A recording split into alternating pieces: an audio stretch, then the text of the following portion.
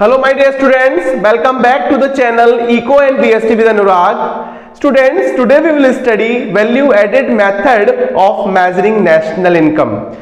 Basically there are three methods of which we are used to measure the national income. These are what? First one is value added method, next is income method, and the third one is expenditure method. So in this video today we will study value added method. तो अब देखिए नाम इसका क्या है, value added method. तो इसको method को पढ़ने से पहले हमें ये पता होना चाहिए कि what is value added. Value added means हम कुछ ना कुछ एडिशन कर रहे हैं किसी ना किसी प्रोडक्ट में, कुछ उस पर प्रोडक्टिव एक्टिविटी अप्लाई करके उसको चेंज कर रहे हैं किसी और दूसरे गुड में, जिस गुड का कुछ ना कुछ और यूज होगा। तो उस पर्टिकुलर गुड में कुछ ना कुछ वैल्यू ऐड हुई, तो वैल्यू एडेड मींस क्या हो गया? Value added means addition of value to the intermediate good by the productive activity. अब देखिए इंटरमीडिएट गुड क्या होते हैं, जो हम पहले वीडियोस में पढ़ चुके हैं, पहले चैप्टर्स में पढ़ चुके हैं। वो क्या होते हैं? Intermediate goods are those goods which either used for resale purpose और for the further production in the same year. कोई भी फर्दर प्रोडक्शन हम किसी दूसरे गुड का कर रहे हैं सेम ईयर में, तो उनको भी हम क्या कह सकते हैं? इंटरमीडिएट गुड कह रहे हैं। तो किसी भी इंटरमीडिएट गुड की जो वैल्यू है उसमें कुछ ना कुछ एडिशन हो रहा है, किसके थ्रू? प्रोडक्टिव एक्टिविटीज के थ्रू। उस पर्टिकुलर जो वैल्यू आ रही है, जो ऐड हो रही है, उसको हम क्या बोल रहे हैं? Value added. अब वैल्यू एडेड को और हमें समझना है तो हम एक एग्जांपल के थ्रू यहां समझते हैं। सपोज दैट एक फार्मर है जो अपने खेतों में, अपने फील्ड्स में वो क्या कर रहा है? 2000 रुपए की कॉटन उगाई और उसको 2000 रुपए में बी को बेच दिया। तो इसने क्या टोटल वैल्यू कितनी ऐड की? 2000 रुपए की वैल्यू ऐड की। अब इसने क्या किया? बी को बेच दिया। बी को बेच दिया और बी ने उसका थ्रेड बनाया और 3000 रुपए में सी को बेच दिया। तो बी ने क्या किया? बी ने 2000 में खरीदा और 3000 में बेच दिया। इसका मतलब उसने क्या किया? 1000 रुपए की वैल्यू ऐड की। तो इसने टोटल कितनी वैल्यू ऐड की? इसने वैल्यू ऐड की 1000 रुपीज की। कैसे निकाला? Sale minus purchase. जो हमने सेल किया उसमें से परचेज कर दिया तो हमें क्या मिल जाएगा? वैल्यू एडेड मिल जाएगा। तो 2000 में इसने बी ने परचेज किया और 3000 में बेच दिया, 1000 की वैल्यू ऐड की। अब इसने 3000 में किसको बेचा?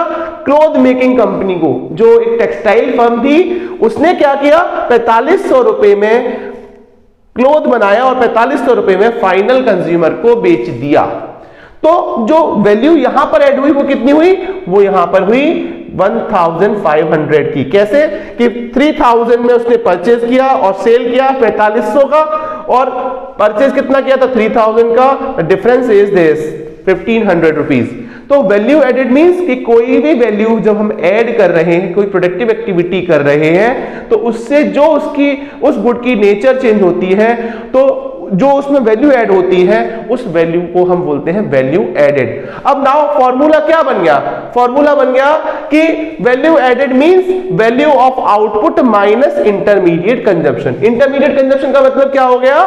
जो भी हमने इंटरमीडिएट गुड्स को खरीदा है, परचेज किया है, अगर चाहे तो हम इसको ये कह सकते हैं sales plus change in stock minus intermediate consumption means जो भी हमारा इंपोर्ट है, जो भी हमने परचेज की है। अब देखिए वैल्यू ऑफ आउटपुट को हमने यहां पे और अलग से डिराइव किया हुआ है, sales plus change in stock. Value of output का मतलब है जो टोटल आउटपुट हमने प्रोड्यूस किया है उसकी वैल्यू क्या है। अब सपोज दैट मैंने 500 प्रोडक्ट प्रोड्यूस किए, 500 में मैंने क्या किया? 200 प्रोडक्ट को तो बेच दिया, दैट मींस सेल्स कितनी हुई? 200 रुपए की। अब 300 या यूनिट मेरे पास बची हुई हैं, जो 300 प्रोडक्ट बचे हुए हैं, क्या वो मेरे आउटपुट नहीं है? क्या तो वो क्या है? वो स्टॉक में है। इसीलिए हमने कहा plus 300 is equal to change in stock. इसको क्या बोलेंगे? Change in stock. कितना हमारा है स्टॉक में? 300 और है, तो दोनों को मिलाकर हमारा क्या हो जाएगा? Value of output. तो वैल्यू ऑफ आउटपुट मींस हमने और डिराइव करके क्या लिखा? Sales plus change in stock minus intermediate consumption, जो भी हमने एक्सपेंडिचर किया इंटरमीडिएट गुड को लाने के लिए, उसको हम क्या बोल रहे हैं, उसको बोल रहे हैं इंटरमीडिएट कंजप्शन।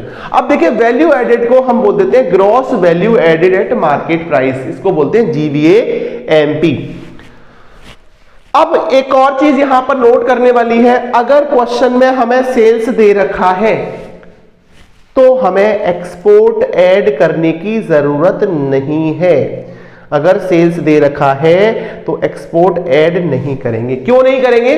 क्योंकि सेल्स में ऑटोमेटिकली एक्सपोर्ट इंक्लूडेड है। सपोज दैट मैंने कहा कि हाँ, अगर डोमेस्टिक सेल्स दे रखी है तो हम एक्सपोर्ट को ऐड करेंगे।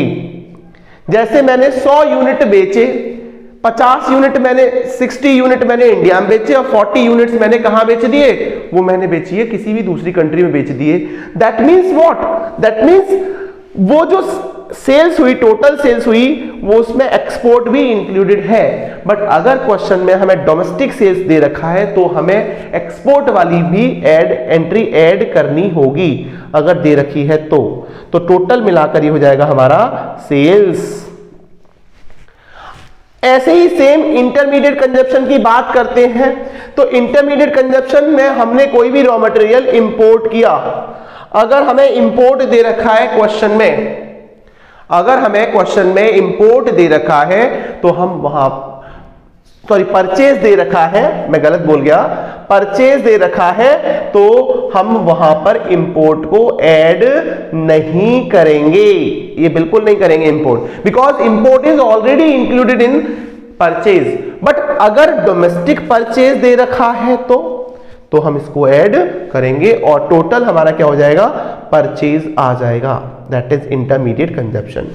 तो अब इस तरीके से हम क्या कर रहे हैं, इस तरीके से सारे हम यहां पर sales plus change in stock minus intermediate consumption कर रहे हैं तो हमें वैल्यू एडेड मिल रहा है। और सारे सेक्टर का हमने क्या किया, GVAMP, ये GVAMP है, GVAMP of gross value added of at market price है।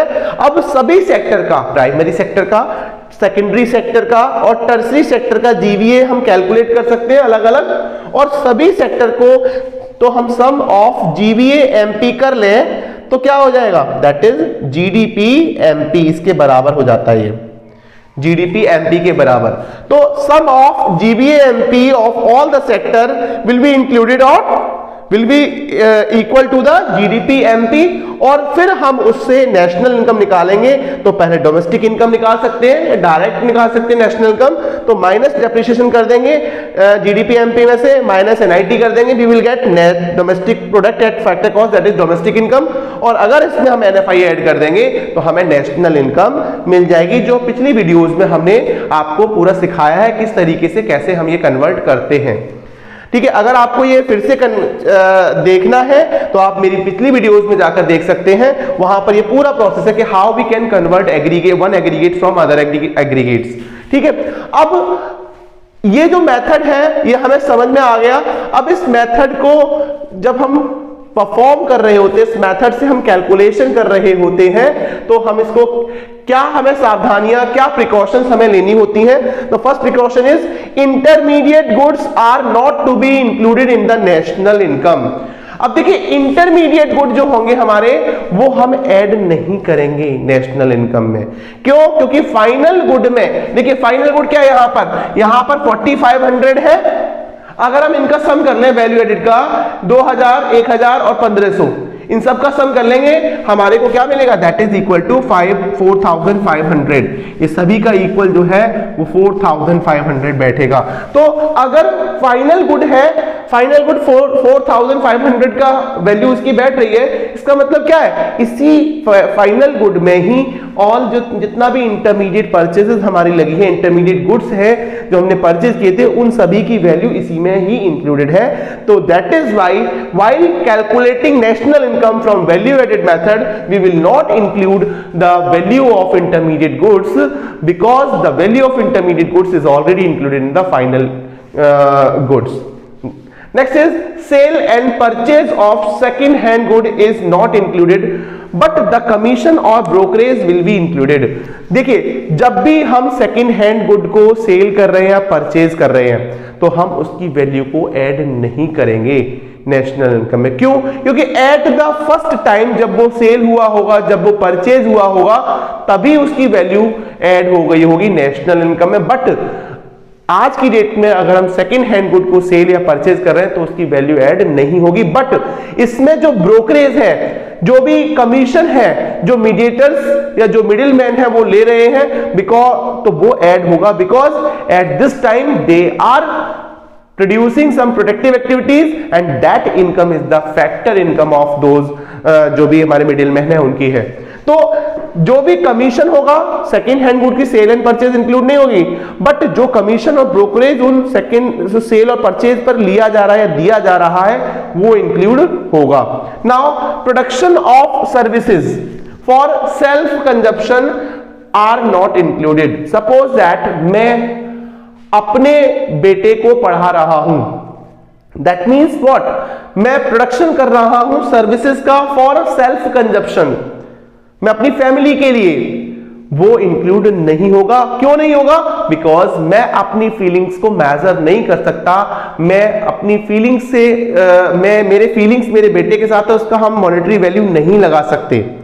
ऐसे ही हमारे घर में जो हमारी मदर हैं, जो हमारी सिस्टर्स हैं, उन सभी की जो फीलिंग्स, वो जो होम सर्विसेज हमें दे रही होती हैं, जो भी हमें अपनी सर्विसेज प्रोवाइड कर रही होती हैं, उनकी वैल्यू हम कैलकुलेट नहीं कर सकते। तो that is why the production of services for self consumption will not included in the national income. Next is production of goods for self consumption will be included. But जब production हम कर रहे हैं goods का अपने purpose के लिए, वो इंक्लूड होगा। क्यों? क्योंकि उस गुड की वैल्यू कुछ ना कुछ होगी। सपोज दैट एक ब्रेड बनाने की कंपनी मेरी है और मैं ब्रेड मार्केट में बेच रहा हूं, एक पैकेट है जो 40 रुपए का है और वो पैकेट में अपने घर पर लाया, तो क्या उसकी वैल्यू नहीं है 40 रुपीज? तो वही क्या है, वो वैल्यू ऐड होगी, क्योंकि वो कुछ ना कुछ हमारा क्या वैल्यू ऑफ आउटपुट है, तो वो हम क्या करेंगे, ऐड करेंगे while calculating national income. Next is imputed value of owner occupied houses will be included. जो भी हमारे ओनर ऑक्यूपाइड हाउसेस हैं, सपोज दैट मैं कोई भी बिजनेस कर रहा हूं, मैं अपने ही घर में उस बिजनेस को कर रहा हूं, तो उस जो रेंट, जो जिस रूम में मैं उस काम को, उस बिजनेस को कर रहा हूं, उस रूम के जो रेंट की वैल्यू होगी वो मैं ऐड करूंगा। सपोज दैट ये इसलिए किया जाता है कि अगर मैं कहीं बाहर रेंट पर बिजनेस, रेंट पर कोई भी बिल्डिंग लेकर बिजनेस कर रहा होता तो क्या मुझे रेंट नहीं देना होता? तो इसीलिए जो भी हम रेंट देते वो ऐड करते। तो यहां पर क्या है, यहां पर हम उसको दे नहीं रहे हैं, बट हम उसको इंक्लूड करेंगे, हम उसको अपने उसमें दिखाएंगे कि हाँ साहब इतने रुपए का हमारा रेंट हो सकता था, तो इंप्यूटेड रेंट जो है हम वहां दिखाएंगे, तो that will also be included in the national income. तो दीज आर द प्रिकॉशंस। इसमें एक चेंज इन स्टॉक का भी हम इसमें ऐड कर सकते हैं, whatever the inventory we have और whatever the change in stock we have, net increase in the change in stock जो है वो हमारा होगा, तो वो भी हम इसमें ऐड करेंगे नेशनल इनकम में। तो this is what, these are the precautions while we are calculating और we are measuring national income from the value added method. तो आई होप कि अब आपको ये समझ में आ गया होगा। एक न्यूमेरिकल हम नेक्स्ट वीडियो में यहां पर लेंगे, उस न्यूमेरिकल को यहां पर सॉल्व करके दिखाएंगे इस मेथड के थ्रू, और फिर और आपको क्लियर हो जाएगा ये मेथड। तो students please take a screenshot here and make proper study about this, जो भी मेथड मैंने यहां बताया वैल्यू एडेड मेथड, इसके बारे में पूरी स्टडी आप प्रॉपर तरीके से करें। ये जो चैप्टर है, 4th chapter national income chapter जो है वो काफी ज्यादा इंपॉर्टेंट है आपके एग्जाम पर्सपेक्टिव से। यहां से न्यूमेरिकल एक उठकर आएगा, 2 मेथड्स यहां पर आएंगे, चाहे वो वैल्यू एडेड हो या इनकम मेथड हो या इनकम मेथड हो या एक्सपेंडिचर मेथड, कोई भी कॉम्बिनेशन यहां पर आ सकता है। तो please take a screenshot here.